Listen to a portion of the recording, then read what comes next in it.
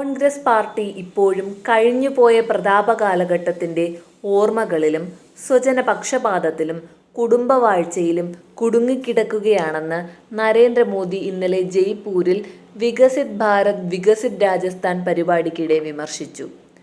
ഓൺലൈനായി പരിപാടിയിൽ പങ്കെടുത്ത മോദി 1700 കോടി രൂപയുടെ പദ്ധതികളുടെ ഉദ്ഘാടനം നടത്തുകയും ചെയ്തു. കോൺഗ്രസിൻ്റെ ഒരേയൊരു ലക്ഷ്യമെന്നത് മോദി വിരുദ്ധതയാണെന്നും അവരുടെ ആകപ്പാടെയുള്ള പ്രചാരണായുധം മോദി വിരുദ്ധത പരമാവധി പ്രചരിപ്പിക്കുകയും സമൂഹത്തെ ഭിന്നിപ്പിക്കുകയും ചെയ്യുകയാണെന്നതും അദ്ദേഹം പറഞ്ഞു. എല്ലാവരും കോൺഗ്രസിനെ ഉപേക്ഷിക്കുന്നു. ആർക്കും വേണ്ടാത്ത പാർട്ടിയായി കോൺഗ്രസ് മാറുകയാണ്.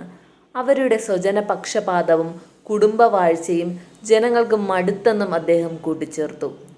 ആകെ ഒരു കുടുംബം മാത്രമാണ് കോൺഗ്രസിൽ അവശേഷിക്കുന്നത്. മികച്ച നയങ്ങളൊന്നും അവർ രൂപപ്പെടുത്തുന്നില്ലെന്നും അദ്ദേഹം പറഞ്ഞു. ഇന്ത്യ ഒരു വികസിത രാജ്യമെന്ന ആശയത്തിലേക്ക് അടുക്കുകയാണ്.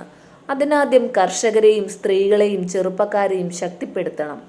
വികസിത ഭാരത് ക്യാമ്പയിൻ വെറും വാക്കുകളല്ല, എല്ലാ കുടുംബങ്ങളുടെയും ജീവിതം മെച്ചപ്പെടുത്തുന്നതിനും ദാരിദ്ര്യം തുടച്ചു നീക്കുന്നതിനും ചെറുപ്പക്കാർക്ക് മികച്ച ജോലികൾ കണ്ടെത്തുന്നതിനും രാജ്യത്ത് അത്യാധുനിക സൗകര്യങ്ങൾ സൃഷ്ടിക്കുന്നതിനുമായുള്ള ക്യാമ്പയിനാണെന്ന് പ്രധാനമന്ത്രി കൂട്ടിച്ചേർത്തു.